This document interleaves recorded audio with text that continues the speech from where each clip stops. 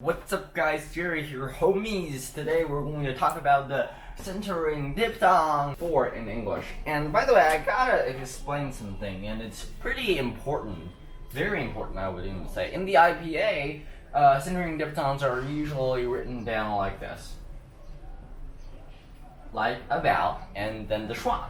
But usually in American English, it doesn't really work that way. It works by, for example, in ear, we don't say ear. That's how the Brits say it. We say it like ear. Am I right? We use the R sound. So we're going to use that to represent all of the vowels today. And we're not going to use no schwa. You got it? Cool. So, there are 4 in English, the centering vowels. First, there's ear, then air, then sure, then or. Well, those are the words, but then there's the air, or, and or. So we got 4 mouth positions here. All 4 of them are, how can I say it? Well, they are sort of voiced, so you gotta use your throat for it, or your vocal cords, whichever one you prefer, but they are the same thing. Air, air, air. But for all of these, you actually have to use the 2 sides of your tongue to touch the 2 sides of your teeth, so that'll be really, really interesting. And by the way, let's look. But the R sound, the red one, represents the R sound, which comes after the vowel. And why is it called a centering vowel? Because, well, the R, you can see it's sort of in the center, and the I is higher, the A is lower, the OR is higher, and the O is backer. Well, it's a little bit more backer, so you get it. And once it comes into the center, which is the R sound, that's how we do it.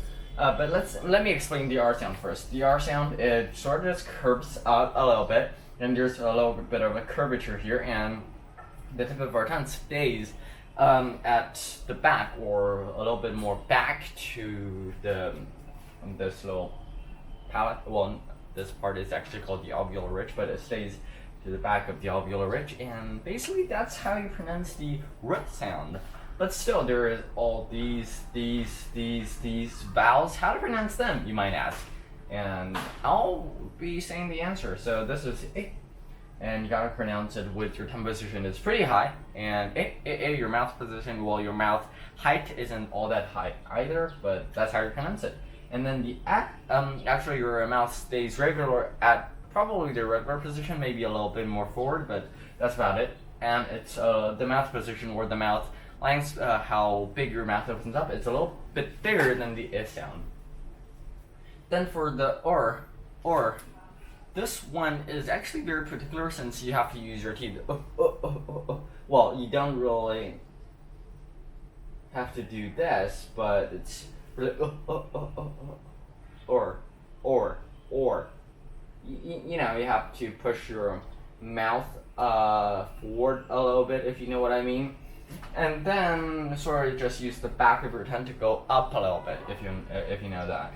Finally, the or, you have to close down your mouth to a sort of circle, and then the back of your tongue, you need to reach to really the back of it. And of course, for all of these vowels, diphthongs, the second step would be moving to the R position. Well then, we have discussed all of the vowels, their positionings, but sure, right now I'm going to make some examples for each one of these words, or diphthongs, if you want. My ears are pretty good, I would say. Here, come here, boy, come here. Here. The air pollution in the city is absolutely horrible. Horrible. And then there's care. Could you take care of my bird when I'm going to vacation? Yeah, sure, why not? Sure, why not?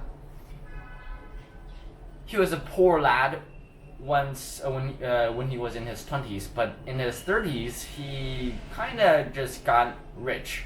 He kind of just got rich overnight for no reason at all. Or we could do that, or we could do something else. The orc opened the door. Or, you see, we use this quite a lot in our daily lives. But there you go, the centering diphthongs. And I guess I'll see you next time. Bye.